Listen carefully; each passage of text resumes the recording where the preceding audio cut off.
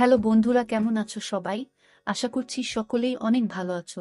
প্রিয় বন্ধুরা, আজকে তোমাদের জন্য নিয়ে এলাম আরও একটি নতুন গল্প। আশা করছি তোমাদের দাঁড়িয়ে যাবে, তাই ভিডিওটি শুরু থেকে শেষ পর্যন্ত দেখো। আমার শ্বশুর তার সেবার জন্য একজন চাকরানী রেখেছিল যে বেশিরভাগ সময় তার ঘরেই থাকত। সকালে যখন শ্বশুরের ঘর থেকে সে বের হতো তার অবস্থা অনেক খারাপ হয়ে যেত। একদিন সকালে সে মাথা ঘুরে পড়ে যায়, তখনই আমি তাকে হাসপাতালে নিয়ে যাই। ডাক্তার তার চেক আপ করার পর পুলিশকে খবর দেয়, আর আমার শাশুড়িকে গ্রেফতার করিয়ে দেয়। যখন আমি সেই রিপোর্টগুলো দেখি তখন আমার হুঁশ উড়ে যায়, কারণ চাকরানী তো। আমার শ্বশুর আর শাশুড়ি সব সময় নিজেদের মধ্যে লড়াই করত। খুব ছোট ছোট বিষয় নিয়ে তারা নিজেদের মধ্যে বাচ্চাদের মতো ঝামেলা করত। আমার শ্বশুর আমার শাশুড়িকে সব সময় বলতো, তুমি আমার কোনো কাজের নও। সেই কথা শুনে আমার শাশুড়ি আবার আমার শ্বশুরকে বলতো, তোমাকে বিয়ে করে আমার জীবনটাই নষ্ট হয়ে গেছে। আমি সেই সময়টার জন্য আফসোস করি যে সময় আমি তোমাকে বিয়ে করার জন্য রাজি হয়েছিলাম। এখন প্রতিদিনই শ্বশুর শাশুড়ির ঝগড়া দিয়ে সকাল শুরু হতো, তাদের ঝগড়া দিয়েই রাত্রি হতো। একদিন আমার শাশুড়ি তার নিজের কাজকর্মের জন্য একজন চাকরানী রাখে। সে সবসময় আমার শ্বশুর শাশুড়ির সাথেই থাকত। যখন থেকে সে এই বাড়িতে এসেছিল তখন থেকেই সে খুব দুর্বল হয়ে যেতে শুরু করে। কিন্তু সেই চাকরানির আশাতে আমার শ্বশুর শাশুড়ি খুব খুশি থাকতে শুরু করে। তারা নিজেদের মধ্যে এখন আর লড়াইও করে না। একদিন যখন আমি চাকরানিকে জিজ্ঞাসা করি যে তোমার এই অবস্থা হয়ে যাচ্ছে কেন, তখন সে বলে, তোমাদের হিসাব ভগবান করবে। তার কথা শুনে আমি ভয় পেয়ে যাই। একদিন চাকরানির শাশুড়ির জন্য চা বানাতে বানাতে বেহুশ হয়ে পড়ে যায়। আমি সঙ্গে সঙ্গে তাকে হাসপাতালে নিয়ে যাই। যখনই ডাক্তার তার চেক আপ করার পর ঘরের বাইরে আসে তখনই তাড়াতাড়ি পুলিশে খবর দেয়। আমি অবাক হয়ে যাই এবং ভয় পেয়ে যাই। যখন ডাক্তার আমাকে তার রিপোর্ট দেখায় আমি তখন অবাক হয়ে যাই। আমার মাথায় তখন আকাশ ভেঙে পড়ে, কারণ সে 3 মাস ধরে। আমার নাম অঞ্জলি, আমি হায়দ্রাবাদে থাকি। আমরা 3 ভাই বোন। আমার বাবা নিজের এলাকার মধ্যে একটা ক্লিনিক চালায়, আর আমার মা স্কুলে চাকরি করে। আমরা নিজেদের পরিবারে অনেক সুখী ছিলাম। মা সব সময় চাইতো তার ছেলের জন্য সে একটা সুন্দর বউ নিয়ে আসবে, কিন্তু আমার বাবা বলতো যে আগে মেয়ের বিয়ে দিয়ে দেওয়া উচিত। ছেলের বিয়ে তো যখন খুশি হয়ে যাবে, কিন্তু মেয়েদের বয়স বেশি হয়ে গেলে তাদের জন্য কোনো ভালো সম্বন্ধ আর খুঁজে পাওয়া যাবে না। আমি আমার ভাইদের থেকে অনেক ছোট ছিলাম, আমি এখনো পড়াশোনা করতে চাইতাম। আমার ঠাকুমা এবং বাকি পরিবারের লোকজন চাইতো যাতে আমার বিয়ে হয়ে যায় খুব তাড়াতাড়ি। এমন নয় যে আমি তাদের উপর অনেক বোঝা হয়ে গিয়েছিলাম, আসলে তারা আমাকে অনেক বেশি ভালোবাসতো। আমার নিজের ভাগ্যের উপর পুরোপুরি ভরসা ছিল, কিন্তু আমি এখনই বিয়ে করতে চাইতাম না। আমরা মধ্যবিত্ত পরিবারের মানুষ হলেও আমরা নিজেদের মধ্যে অনেক খুশি ছিলাম। যখনই আমার পরীক্ষা শেষ হলো, আমার ঠাকুমা আমার হাতে ঝাড়ু ধরিয়ে দিয়ে বলল, এখন থেকে বাড়ির কাজকর্ম করা শুরু করে দাও। শ্বশুরবাড়িতে গিয়ে এই সমস্ত কাজই তো তোমাকে করতে হবে। মা তো স্কুলে চলে যেত আর ঠাকুমা আমাকে দিয়ে বাড়ির সব কাজ করাতো, বেশিরভাগ সময় আমাকে দিয়ে রান্না করাতো। আমার আর ঠাকুমার সম্পর্ক অনেকটা চোর পুলিশের মতো হয়ে গিয়েছিল। ঠাকুরমা আমার কাজে ফাঁকি দেওয়ার গল্প বাকিদের শোনাতো, আর আমি সেই সমস্ত কথা শুনে লজ্জিত হয়ে যেতাম। এখন আমার জন্য অনেক বিয়ের সম্বন্ধে আসতে শুরু করেছিল। মা যখন বলে যে তার এক বান্ধবীর ছেলের জন্য সে বৌমা খুঁজছে আর তারা তাদের ছেলের জন্য আমাকে দেখতে আসতে চায়, তখন বাবা বলে ঠিক আছে। যখন তারা আমাকে দেখতে আমাদের বাড়িতে আসে, তখন সেই ছেলেটাকে আমার ঠাকুমার অনেক বেশি পছন্দ হয়, আর তড়িঘড়ি করে আমার বিয়ে দিয়ে দেওয়া হয়। বাবা মার থেকে আলাদা হয়ে যাওয়াটা খুব সহজ কাজ নয়। একটা মহিলা সারা জীবন অনেক পরীক্ষার মধ্যে দিয়ে যায়। বিয়ের সময় আমার ঠাকুরমা আমাকে অনেক বুঝিয়েছিল, একজন বুদ্ধিমতী মহিলাই সংসারকে স্বর্গ বানিয়ে দিতে পারে। মহিলার মধ্যে সহনশক্তি এবং আদবকায়দা হওয়াটা খুব জরুরি, তবেই সংসার এবং ঘর সুখের হয়। আর সবথেকে প্রয়োজনীয় কথা হলো নিজের বরের মন জয় করে চলা। আমার বর খুব বুদ্ধিমান মানুষ ছিল। সে শায়েরি এবং গান ভীষণ পছন্দ করত। আমি তাকে অনেকবার তার পছন্দের কথা জিজ্ঞাসা করলে সে বলতো, আমার বউ বুদ্ধিমতী হবে আর আমি যেমন চাই সে সেইভাবে চলবে, কিন্তু আমি একদমই তার মনের মতো ছিলাম না। আমি শায়েরি ও গান কোনটাই পছন্দ করতাম না। আমার নতুন নতুন বিয়ে হয়েছে, তাই সেই পরিবেশে মানিয়ে নিতেও আমার অনেক বেশি সময় লাগছে। আমার শ্বশুর বাড়ির লোকজন অনেক ভালো ছিল। আমার শাশুড়ি সব সময় নিজের কাজ করত, আমাকেও খুব একটা বিরক্ত করত না, এবং আমাকে আমার নিজের কোনো কাজ করা থেকে আটকাতো না। আমার যা ইচ্ছা হতো আমি সেই কাজই করতে পারতাম। আমার শ্বশুর শাশুড়ির মধ্যে প্রায় দিনই ছোট ছোট বিষয় নিয়ে ঝগড়া হতো, কিন্তু তারা আমাকে কোনোদিন কেউ কিছু বলতো না। আমার যখন মনে হতো আমি ঘুমাতে যেতাম, আবার যখন মনে হতো তখন আমি উঠতাম। বাড়িতে যখন একা থেকে আমি বিরক্ত হয়ে যেতাম তখন শাশুড়ির কাছে গিয়ে বসতাম, তার সাথে অনেক গল্প করতাম, সেও আমাকে অনেক গল্প শোনাতো। কিন্তু আমি লক্ষ্য করেছিলাম আমার বর আমার সাথে খুশি নয়। সে সবসময় কোনো না কোনো বই পড়তো বা গান শুনতো। যখন আমি তার সাথে কথা বলার চেষ্টা করতাম তখন সে শুধু হ্যাঁ এই একটাই উত্তরটাই দিত। আমি অনেক বেশি কথা বলতাম, আমার বাড়ির লোকেরাও আমার এই অভ্যাসের জন্য অনেক বেশি চিন্তিত ছিল। আমার বিয়ে হয়েছে ৩ মাস হয়ে গেছে। আমি একদিন আমার বরকে বলি, যখনই আমি তোমার সাথে কথা বলতে চাই তুমি শুধু হ্যাঁ বা মাথা নাড়িয়ে আমার কথার উত্তর দাও। তুমি কি আমার সাথে কথা বলতে চাও না? তোমার কি আমার সাথে কথা বলতে ভালো লাগে না? আমিও চাই আমার বর আমার সাথে ঘন্টার পর ঘন্টা কথা বলুক। তুমি কালকে আমাকে বাজারে নিয়ে যাবে, আমার কেনাকাটা করার আছে। তোমার তো এসব কিছু খেয়ালই থাকে না। যে বউকে কোথাও ঘুরতে নিয়ে যেতে হয় তাকে কোনো রেস্টুরেন্টে খাবার খাওয়াতে নিয়ে যেতে হয়। আমি এসব কথা বলেই যাচ্ছিলাম, কিন্তু আমার বর কোনো উত্তর দিচ্ছিল না। তারপর হঠাৎই আমার বর রেগে গিয়ে আমাকে বলে, ব্যাস চুপ কর, আর কত কথা বলবে? আমি তার এই কথা শুনে চমকে যাই। আমি অদ্ভুতভাবে তার দিকে তাকিয়ে থাকি, আমার যেন কেমন ঝটকা লাগে। কিছুক্ষণ পর আমি নিজেকে স্বাভাবিক করে বলি, আচ্ছা ঠিক আছে, আমি আর বলবো না। তখন আমার বর বলে, না না তুমি থামবে কেন? তোমাকে আর চুপ করে আমার উপর দয়া করতে হবে না, তুমি তোমার মতো কথা বলেই যাও। তুমি তো আমার জীবনটাকে নরক বানিয়ে দিয়েছ, তোমার সাথে কি কথা বলবো? আমার তোমার মতো ফালতু কথা বলার এত সময় নেই। আমি কিছুতেই বুঝতে পারছিলাম না যে আমার বর কেন আমার উপর এত রেগে গেল। বাবা মা একটু তাড়াতাড়ি আমার বিয়ে দিয়ে দিয়েছিল, আমার বয়স তখন সবে 20 বছর। সেদিন আমার মনটা পুরোপুরি ভেঙে যায়। ভাঙা মনে আমি চিন্তা করতে থাকি, আমি আমার বরের সাথে এমন কি করলাম যার জন্য আমার বর এত রেগে গেল আমার উপর। আমার বর সব সময় একজন আদর্শ বউ চাইতো। আমি মনে মনে ভাবলাম হয়তো আমি তার আদর্শ বউ নই, সেজন্য সে আমার সাথে এরকম ব্যবহার করছে। কিন্তু তারপরেও আমি তাকে জিজ্ঞাসা করতে চাইতাম, যখন সে আমাকে পছন্দই করে না তবে আমাকে বিয়ে কেন করল? আমার অনেক কান্না পাচ্ছিল। আমি আমার শাশুড়ি মায়ের অনুমতি নিয়ে আমার বাপের বাড়ি চলে আসি। বাপের বাড়ি এসে দেখি সেখানে শুধু ঠাকুমা ছিল। আমি তার গলা জড়িয়ে ধরে অনেক কান্না করতে থাকি। আমি তাকে সব ঘটনা বলে দিই। সে কিছুক্ষণ চুপচাপ থেকে আমার সব ঘটনা মন দিয়ে শুনে আমাকে বলে, দেখো, সংসার তৈরি করা এত সোজা কাজ নয়। তার থেকেও মুশকিল কাজ হলো নিজের বরের মনে নিজের জন্য জায়গা তৈরি করা। এটা নয় যে সে কোনো মেয়েকে পছন্দ করে। হতে পারে সে চায় যে তার বউ তার মতো হোক, তাকে বুঝুক, তার সব কথা শুনে চলুক। তুমি তার মন জেতার চেষ্টা করো, তাকে বোঝার চেষ্টা করো। তারপর দেখবে তোমার বর তোমার পিছনে পিছনে ঘুরছে। ঠাকুরমার সব কথা আমি বুঝতে পেরে গিয়েছিলাম, সেজন্য পরের দিন আমি আবার নিজের শ্বশুরবাড়িতে ফিরে আসি। শ্বশুরবাড়িতে ফিরে এসে ঠাকুমার বলা কথার মতো আমি সমস্ত কাজ করা শুরু করে দিই। কিন্তু যখনই আমার বরের বলা কথাগুলো আমার মনে পড়ত, আমার চোখে জল চলে আসত। বাড়ি ফিরে আমার শাশুড়ির সাথে দেখা করার জন্য যখন আমি শাশুড়ি মার ঘরে যাই, সেখানে গিয়ে দেখি আমার বর সেখানে বসে আছে। আর তার মাকে বলছে, মা, অঞ্জলি শুধু বিয়ে পাস। সে কিছুই জানে না। সে কোনো আদব কায়দাও ঠিক করে জানে না। তুমি এত কম বয়সের একটা মেয়েকে কেন আমার গলায় ঝুলিয়ে দিলে? আমি তোমার ছেলে। আমি ভেবেছিলাম যে তুমি আমার পছন্দের কথা মাথায় রাখবে, আমার পছন্দ মতো আমার জন্য একটা মেয়ে খুঁজে বার করবে, কিন্তু তুমি তো আমার পছন্দের কোনো খেয়ালই। এই কথা বলে আমার বর নিজের কথা অসমাপ্তই রেখে দেয়। আমার শাশুড়ি বলে, তুমি তো আমাকে ভয় পাইয়ে দিয়েছিলে। আমি তো ভেবেছিলাম তুমি আমাকে আরো অন্য কিছু বলবে হয়তো। আসলে অঞ্জলির মা আমার অনেক উপকার করেছে, যেই উপকারের ঋণ আমি কখনো শোধ করতে পারবো না। যদিও অঞ্জলি কম শিক্ষিত হয় তো কি হয়েছে?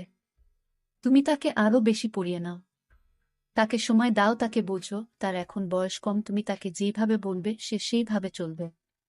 আর শুধু পড়াশোনা দিয়ে সংসার চলে না, সংসার চালানোর জন্য বাড়ির বুকে বুদ্ধিমতী হতে হয়, সমস্ত সম্পর্ককে ঠিকঠাক আঁকড়ে ধরে রাখতে জানতে হয়, বড়দের সম্মান করতে জানতে হয়। তুমি তার সমস্ত ভুলগুলো ছেড়ে দিয়ে তার ভালোটা খোঁজার চেষ্টা করো, তাকে ভালোবাসো, তার ভালো গুণ খুঁজে বার করার চেষ্টা করো। আমার বর তার মায়ের এই সমস্ত কথা মাথা নিচু করে চুপচাপ বসে শুনছিল। আর আমার শাশুড়ির এ সমস্ত কথা শুনে তার প্রতি সম্মান আমার আরও বেড়ে যায়। আমার শাশুড়ি অনেক ভালো মহিলা ছিল। আমার মা সব সময় বলতো, তোমার শাশুড়ি খুব ভালো মানুষ, সে তোমার সাথে কোনো ভুল কাজ হতে দেবেই না। তার নিজের সাথেই অন্যায় হয়েছে, সে একজন ভেঙে যাওয়া মানুষ। তুমি সেই মানুষটাকে যত বেশি ভালোবাসবে সে তোমাকে তার দ্বিগুণ ভালোবাসা ফিরিয়ে দেবে। না জানি শাশুড়ি কোনো উপকারের কথা বলছিল। যাই হোক, এখন আমার বরের ব্যবহারে অনেক বদল এসেছে। একদিন সে আমাকে কলেজে নিয়ে যায় এবং ভর্তি করিয়ে দেয়। সে নিজের বলা কথাতে অনেক লজ্জিত ছিল। আমি ঠাকুরমার বলা কথা মতো সব কাজ করতাম, আমি তার মনের মতো হওয়ার চেষ্টা করতাম। সময়ের সাথে সাথেই আমার বর আমার কাছে আসতে শুরু করে। কিন্তু যখনই আমি তাকে পুরনো কথাগুলো মনে করিয়ে দিতাম তখন সে আমার কাছ থেকে ক্ষমা চাইতো। আমি বুঝে গিয়েছিলাম আমার বর একজন ভালো মানুষ, শুধু সে একটু বেশি রাগী। আমার একজন ননদ আর একজন দেওর ছিল। আমার ননদের বিয়ে হয়ে গিয়েছিল। সে অনেক ভালো মনের মানুষ ছিল, কিন্তু তার জেদ ছিল অনেক বেশি। নন্দের জেদ বেশি থাকার জন্য প্রায় দিনই নন্দের বরের সাথে নন্দের অনেক বেশি ঝগড়া হতো। তাদের ঝগড়া এমন এক পর্যায়ে চলে যায় যে তাদের ডিভোর্স হয়ে যাওয়ার কথা পর্যন্ত শুরু হয়। আমার বিয়ের 1 বছর হয়ে গিয়েছিল। আমার নন্দের বর মাঝে মধ্যে কখনো আমাদের বাড়িতে আসতো। যখনই আমাদের বাড়িতে আসতো তখনই আমার দিকে অদ্ভুতভাবে দেখতো, যেটা আমার একদমই পছন্দ হতো না। আমি পড়াশোনায় অনেক পরিশ্রম করতাম, আমার বর নিজে আমাকে পড়াতো। নিজের জীবন আমার কাছে একটা স্বপ্নের মতো লাগত। কিছুদিনের মধ্যেই আমার বরের বন্ধুর বিয়ে ঠিক হয়ে যায়। আমাদের বাড়িতে তারা নেমন্তন্ন করতে আসে। কিন্তু আমার বর একাই সে বিয়ে বাড়িতে চলে যায়। হঠাৎই একদিন একটা অপরিচিত নাম্বার থেকে আমার ফোনে ফোন আসে। সে বলে, অঞ্জলি, আমি তোমাকে অনেক পছন্দ করি। আমি জানি তুমি তোমার বরকে নিয়ে অনেক চিন্তায় আছো। যদি তুমি চাও তাহলে আমরা এখান থেকে পালিয়ে যেতে পারি। আমি তোমার উত্তরের অপেক্ষা করব। এই বলে সে তার ফোন কেটে দেয়। এইসব কথা শুনে আমার অবস্থা খারাপ হয়ে যায়। আমি তো আমার বরের সাথে অনেক খুশি ছিলাম। আমি আমার বাপের বাড়িতেও খুব কম যেতাম। এখন আমার ফোনে প্রায় রোজই এরকম ফোন আসতে থাকে। আমি ঘাবড়ে যাই, বরকে বলতেও আমার ভয় লাগছিল। আমি তো আমার নাম্বার কলেজে কাউকে দিইনি। আমি মানসিকভাবে বিরক্ত হয়ে যাচ্ছিলাম। আমার বর আমার এই অবস্থা লক্ষ্য করে আর সে আমাকে এসে জিজ্ঞাসা করে কি হয়েছে। আমি অনেক চিন্তায় থাকতে শুরু করি। বেশ কিছুদিন পর্যন্ত আমি আমার নাম্বার বন্ধ রেখেছিলাম। যখন মোবাইল অন করি তখন আমার ফোনে একটা ফোন আসে। আমি হ্যালো বলি। তখন ফোনের ওপার থেকে একটা ছেলে বলে, আমি তোমাকে ভালোবাসি, আমি তোমাকে অন্য কারোর সাথে দেখতে পারবো না। তখন শীতকাল ছিল, কিন্তু ফোনের ওপার থেকে বলা কথা শুনে আমি শীতকালেও ঘামতে শুরু করি। আমি তাকে বলি, আমি বিবাহিত আর আমি নিজের জীবনে অনেক সুখেই আছি, ভগবানের দোহাই তুমি আমার পিছন ছেড়ে দাও। এটা শুনে সে আমার ফোন কেটে দেয়। আমি জানতাম না যে আমার বর আমার এই সমস্ত কথা শুনে ফেলেছে। সেই দিনের পর থেকে আমার বরের ব্যবহার বদলাতে শুরু করে। আমার এর পরীক্ষা হওয়ার কথা ছিল। আমার বর বলে, কোন দরকার নেই তোমার কলেজ যাওয়ার, বাড়িতেই থাকো আর বাড়ির কাজে মন দাও। কিন্তু আমি অনেক ঝগড়া করি তার সাথে। আমি তাকে বলি, আমি অনেক পরিশ্রম করেছি, তুমি তো নিজেই দেখেছ আমি পড়তে চাই। কিন্তু আগের মতো সে আবার আমার উপর রাগ করতে থাকে। এখন আমি আমার ফোন প্রায় দিন বন্ধই রাখি। সুর বাড়ির নাম্বারে আমার বাপের বাড়ি থেকে ফোন এলে প্রায় সময়ই আমার শাশুড়ি বা নন্দ ফোন তোলে। তারা কেউই আমাকে বলে না যে আমার বাড়ি থেকে ফোন এসেছে। আমার বর এখন আমার প্রত্যেকটা কাজে নজর রাখতে থাকে। আমার মনে হচ্ছিল যে সে সবকিছু জেনে গেছে, কিন্তু কে আমাকে ফোন করেছিল? আমি তো তাকে জানো না। আমি আমার ঠাকুমাকে সব কথা বলি। সে আমাকে বকতে শুরু করে আর বলে, তোমার সেই সময়ে তোমার বরকে সবকিছু বলে দেওয়া উচিত ছিল, তুমি কেন তোমার বরকে কিছু জানাওনি? সে আমাকে বলে, স্বামী স্ত্রীর সম্পর্ক যতটাই মজবুত হয় ঠিক ততটাই নরম হয়। পরের দিন আমি অনেক সাহস নিয়ে আমার বরকে আমি সবকিছু বলে দেই। সে আমার সব কথা শুনে কোনো কিছু না বলেই ঘরের বাইরে বেরিয়ে যায়। আমি বুঝে গিয়েছিলাম যে কোনো বরই এ সমস্ত কথা সহ্য করবে না। পরের দিন আমার ননদের বাড়ির লোক তাকে নিতে আসে, কারণ আমার ননদের বর জেলে ছিল। কিন্তু কেন আমার ননদের বর জেলে ছিল এটা আমি জানতাম না। আর আমি কাউকে কখনো জিজ্ঞাসা করিনি। সময়ের সাথে সাথে আমার শাশুড়ির ব্যবহারও বদলাতে শুরু করে। এখন আমার শ্বশুর শাশুড়ি আগের মতোই ঝগড়া করতে শুরু করে। আর সারা বাড়ির দায়িত্ব আমার কাঁধে এসে পড়ে। আমি সারা দিন নিজেকে ঘরে বন্ধ রাখতাম। ননদ নিজের বাড়ি চলে যায় আর আশ্চর্যরকম ভাবেই আমার ফোনে সেই ছেলেটির ফোন আসা বন্ধ হয়ে যায়। ভগবানের আশীর্বাদে আমি গর্ভবতী হয়ে যাই। আমার বর অনেক খুশি ছিল। সে আমার মুখের দিকে তাকিয়ে বলে, আমি সবকিছু জানি, আমি শুধু তোমার উপর রেগেছিলাম। তুমি এখনো আমার উপর ভরসা করতে পারলে না, তুমি তো সবকিছু আমাকে বলতে পারতে। তুমি আমার বউ। 2 বছর আমরা একসাথে আছি, আমি তোমাকে খুব ভালোভাবে চিনি।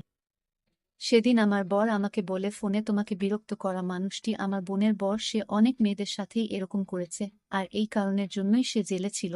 এটা তার একটা অভ্যাস, আর এই অভ্যাসের জন্যই আমার বোনের সাথে তার ঝগড়া হয়। একদিন আমাদের বাড়িতে একজন বৃদ্ধ মহিলা আসে, যার অবস্থা খুব খারাপ ছিল, তার পায়ের জুতোটাও ছেঁড়া ছিল। তাকে দেখে আমার শাশুড়ি আমাকে বলে নিজের ঘরে চলে যাও। বৃদ্ধ মহিলাটি যখন চলে যায়, আমি শাশুড়িকে জিজ্ঞাসা করি সে কে ছিল। আমার শাশুড়ি বলে সে একজন ভিখারি ছিল। তারপর আমি আমার বাপের বাড়ি চলে যাই। যখন বাপের বাড়ি থেকে ফিরে আসি তখন দেখি আমার শাশুড়ি নিজের কাজের জন্য একজন চাকরানী রেখেছে। সে অনেক গরিব ছিল, সে সবসময় আমার শ্বশুর আর শাশুড়ির ঘরেই থাকত, তার ঘরেই ঘুমাত। আমার শ্বশুর আর শাশুড়ি এখন অনেক খুশি ছিল, এখন আর তাদের মধ্যে আগের মতো লড়াই হয় না। কিন্তু যখন থেকে সেই চাকরানিতে আমাদের বাড়িতে এসেছে তখন থেকেই সে অনেক দুর্বল থাকতে শুরু করে। একদিন আমি সেই চাকরানিকে যখন জিজ্ঞাসা করি তখন সে কাঁদতে কাঁদতে বলে, তোমার শ্বশুর শাশুড়ির করা কাজের হিসাব ভগবান দেখবে। তার কথা শুনে আমি ভয় পেয়ে যাই, কারণ আমি মা হতে চলেছিলাম। আমি ভয় পেয়েছিলাম এই ভেবে যে তার অভিশাপ আমার না লেগে যায়। কিছু দিনের মধ্যে সেই চাকরানিটি আরও শারীরিকভাবে অসুস্থ হতে শুরু করে, তার শরীর হলুদ হয়ে যায়। সে যখন হাঁটত তখন তাকে দেখে এমন মনে হতো যে সে যেন এখনই পড়ে যাবে। সে একদিন শাশুড়ির জন্য চা বানাচ্ছিল, তখনই সে বেহুশ হয়ে পড়ে যায়। আমি তাড়াতাড়ি তাকে হাসপাতালে নিয়ে যাই। ডাক্তার তার চেক আপ করে যখনই ঘরের বাইরে আসে তখনই সে পুলিশ ডেকে নেয়। আমি ভয় পেয়ে যাই। ডাক্তার যখন আমাকে সেই চাকরানি রিপোর্ট দেখায় তখন আমি চমকে যাই, আমার হুঁশ উড়ে যায় এই ভেবে যে আমার শাশুড়ি 3 মাস ধরে তার সাথে এই সমস্ত ভুল কাজ করছে। আমি আমার নিজের কানকে বিশ্বাস করতে পারছিলাম না, আমার শাশুড়ি এত নোংরা কাজ কি করে করতে পারে। পুলিশ আমার শাশুড়িকে গ্রেফতার করতে আমাদের বাড়িতে আসে। তখন আমার বর অনেক কষ্টে পুলিশের সাথে কথা বলে তাদের ফেরত পাঠিয়ে দেয়। আমার শ্বশুর শাশুড়ি সামনে বসেছিল। আমার বর জিজ্ঞাসা করে তার মাকে ডাক্তার যেটা বলছে সেটা কি সত্যি, জানি না কেন সে হাসছিল। তারপর আমার শাশুড়ি নিজের জীবনের ঘটনা বলতে শুরু করে যে সে কোনো বিপদের মুখ থেকে বেঁচে ফিরে এসেছে। সে এই পাপ কাজটা করতে বাধ্য হয়েছিল। সে বলে আমার প্রথম বিয়ে যখন হয় তখন আমি একদম অঞ্জলির মতো ছিলাম। পার্থক্য শুধু এটা ছিল, অঞ্জলিকে বোঝার মতো, তাকে ভরসা দেওয়ার মতো অনেক লোক আছে, কিন্তু এই পুরো পৃথিবীর মধ্যে আমি একা ছিলাম। শুধু একজন বান্ধবী ছিল যে ছিল অঞ্জলির মা, সে আমার সব সময় খেয়াল রাখত। যখন আমার বিয়ে হয় তখন আমার শাশুড়ি এবং ননদ সব সময় আমার পিছনে লাগত। আমার বরের সামনে আমাকে ছোট করার জন্য তাদের যা মনে হতো তারা সেটাই করত। যতই সময় যেতে লাগে ততই আমার বর আমার শাশুড়ি আর আমার ননদের কথা শুনতে শুরু করে। যখনই আমার বরের জন্য আমি তৈরি হতাম তখনই আমার ননদ আমার কাপড়টা নষ্ট করে দিত। কখনো তাতে জল ফেলে দিত, কখনো সেটা নষ্ট করে দিত, আবার কখনো কখনো আমার কাপড় জ্বালিয়ে দেবার চেষ্টা করত। একবার যখন আমি গর্ভবতী ছিলাম, ডাক্তার তখন আমায় পুরো বেড রেস্ট দিয়েছিল। আমার ননদ এই সমস্ত কথা জেনেও আমাকে দিয়ে ইচ্ছা করে কাজ করাত। আর যে খাবারটা আমি বানাতাম সেটা ইচ্ছা করে সে নষ্ট করে দিত। কখনো তার মধ্যে নোংরা ফেলে দিত, কখনো লবণ দিয়ে দিত, আবার কখনো কখনো আমার তৈরি করা ডালের মধ্যে লঙ্কার গুঁড়া মিশিয়ে দিত। যখন আমি এই সমস্ত কথা নিজের বরকে বলতাম তখন সে আমার কথায় কোনো বিশ্বাসই করত না। আমার বর কোনো একটা তাবিজের বশীভূত ছিল। আমার বর সবসময় উদাস হয়ে থাকত। নিজের শাশুড়ি এবং ননদের করা অত্যাচারের কারণে আমি শারীরিকভাবে দুর্বল হতে শুরু করি, আর আমার মিসক্যারেজ হয়ে যায়। সব মায়েরাই তাদের নিজের প্রথম বাচ্চাকে অনেক বেশি ভালোবাসে। আমার বাচ্চাটাকে আমার ননদ আর আমার শাশুড়ি মিলে মেরে ফেলল। যখন আমি আমার বরকে সবকিছু বললাম তখন সেও আমাকে অনেক মারল, আর বলল আমি তার মা আর বোনের উপর দোষারোপ করছি। এটাও বলল যে আমাকে বিয়ে করে নাকি সে এখন আফসোস করে। আমাকে দেখার মতো, বোঝার মতো এই পৃথিবীতে কেউই ছিল না। আমার সামনে দাঁড়িয়ে সবাই হাসছিল, আমার কেউ ছিল না। কিছু বছর এইভাবেই কেটে যায়। একদিন আমার শাশুড়ি আর আমার ননদ আমাকে একটা স্টোর রুমে বন্ধ করে দেয়, সেখানে একটা ছেলেকে পাঠিয়ে দেয়। সেই সময় আমার বর বাড়ি চলে আসে। আমি আবারও গর্ভবতী হয়ে গেছিলাম। আমার বর আমার বাচ্চার দায় অস্বীকার করে আমাকে বাড়ি থেকে ধাক্কা দিয়ে বার করে দেয়। তখন আমার বান্ধবী মানে অঞ্জলির মা আমাকে তার বাড়িতে থাকতে দেয়। সেদিন সে তার নিজের শ্বশুর বাড়ির লোকেদের সব বাজে কথা শুনেও আমার উপর কোনো অন্যায় অত্যাচার হতে দেয়নি। সে সবসময় আমার সাথে ছিল। কিছুদিন পর আমার বর আমাকে নিতে আসে, তখন সে আমার থেকে অনেক ক্ষমা চায়, কারণ সে সব সত্যটা জেনে গিয়েছিল। আমার ননদ কোনো একটি ছেলের সাথে পালিয়ে যায়। আমার বর কেঁদে কেঁদে আমার কাছ থেকে ক্ষমা চায়, আমিও আমার ছেলের জন্য তাকে ক্ষমা করে দিই। কিছুদিন পর আমার বর বোনের এরকম অবস্থা দেখে আত্মহত্যা করে নেয়, আর এই দুঃখে আমার শাশুড়ি মা গত হয়ে যায়। আমি আবারও একলা হয়ে যাই। কিছু সময় পর নিজের ছেলের জন্য আমি আবার দ্বিতীয় বিয়ে করি। আমার দ্বিতীয় বর আমার অনেক খেয়াল রাখত।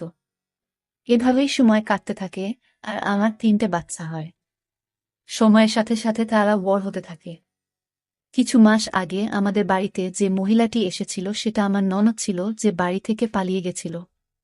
সে হাত জোর করে ক্ষমা চাইছিল, আর বলে যাতে তার মেয়েকে আমার বাড়িতে আমি থাকতে দিই, কারণ সে যার সাথে পালিয়ে বিয়ে করেছিল সে জুয়ারি এবং মাতাল ছিল। তার মেয়ে যুবতী হয়ে যাচ্ছিল, আর সে ভয় পেয়েছিল যে হয়তো তার বর তার মেয়েকে বিক্রি করে দিতে পারে। সে আমাকে আমার প্রথম স্বামীর দিব্যি দিয়ে বলে, তুমি আমার মেয়েকে নিজের কাছে রেখে দাও। আমি তখন তাকে নিজের বাড়িতে চাকরানী হিসাবে রেখে দিই। যাকে তুমি চাকরানী ভাবছ সে তোমার পিসি শাশুড়ির মেয়ে, যে আমাকে পাগল করে দিয়েছে। আমার শাশুড়ি আরও বলে, আমার ননদকে আমি এত ঘৃণা করি যে বেঁচে থাকতে আমি কখনো তাকে ক্ষমা করতে পারব না। অবশ্য তার অন্যায়ের সাজা সে পাচ্ছে। সে আমার সাথে যা যা করেছে আমি কোনো দিন সেগুলো ভুলতে পারব না। আমি তার মেয়ের ওপর অত্যাচার করতে শুরু করি। আমি তাকে সারা রাত ঘুমাতে দিতাম না, সারা রাত তাকে দিয়ে আমার আর আমার বরের পাটে পাতাম। যখন সে ঘুমানোর চেষ্টা করত আমি তাকে মারধর করতাম, যার ফলে তার অবস্থা এত খারাপ হয়ে গেছিল। যখন যখন আমি তার মেয়েকে চোখের সামনে দেখি ততবার আমার তার কথা মনে পড়ে। এখন আমার ননদ আমার কাছে ক্ষমা চাইতে আসত। কিছুদিন আগে তার বর তাকে মেরে জেলে চলে যায়। এইসব বলে আমার শাশুড়ি কাঁদছিল। আমাদের সবার চোখেও জল চলে এসেছিল তার ঘটনা শুনে। অতীতে তার সাথে যে সব ঘটনা ঘটেছে সেটা খুবই দুঃখজনক। বাড়ির চাকরানী মানে শাশুড়ির নন্দের মেয়ে সব শুনে আমার শাশুড়ির পা ধরে অনেক কান্না করছিল, আর বলছিল, এটাতে তো আমার কোনো দোষ নেই, তুমি আমার সাথে একই কাজ করছো যা আমার মা তোমার সাথে করেছিল। তুমি শুধু একবার আমাকে আর আমার মাকে ক্ষমা করে দাও, আমি সারা জীবন তোমার চাকরানী হয়ে থাকব। আমার শাশুড়ি তার দিকে না তাকিয়েই নিজের ঘরে চলে যায়। আমার বর তার মাথায় হাত দিয়ে আমাকে বলে, তাকে ঘরে নিয়ে যাও। প্রায়ই বড়দের করা ভুলের শাস্তি ছোটদের পেতে হয়। সেই মেয়েটা অনেক বেশি কাঁদছিল। আমার ডেলিভারির সময় এগিয়ে আসছিল, আর বাড়ির পরিবেশও ঠিক ছিল না। কিন্তু আমার একটা পুত্র সন্তানের জন্মের পর বাড়িতে খুশি ছড়িয়ে পড়ে। আমার শাশুড়ি তার নাতিকে মন খুলে আদর করে। সে তার নাতির নামকরণের দিন আমাকে বলেছিল, আজ তোমার যা মন চায় তুমি চাইতে পারো। তখন আমি আর আমার বর তার পায়ের সামনে বসে বলি, মা তোমার সাথে অতীতে যা হয়েছে সব ভুলে যাও, আর এই চাকরানী যা নাম হেমা ছিল তাকে ক্ষমা করে দাও। তাকে নিজের ছোট বৌমা হিসাবে মেনে নাও। সে কিছুক্ষণ আমার দিকে তাকিয়ে থাকে, তারপর হেমাকে ডাকে তাকে বুকে জড়িয়ে নেয়। অবশেষে আমার শাশুড়ি হেমার কাছে ক্ষমা চায়। এই ঘটনার পর কেটে গেছে অনেকগুলো বছর। এখন হেমা আমার দেওরের বউ হয়। এখন আমার শ্বশুর আর আমার শাশুড়ির সাথে ঝগড়া করে না। এখন আমাদের বাড়িতে শুধু সুখ, শান্তি আর খুশি বিরাজমান। ধন্যবাদ বন্ধুরা।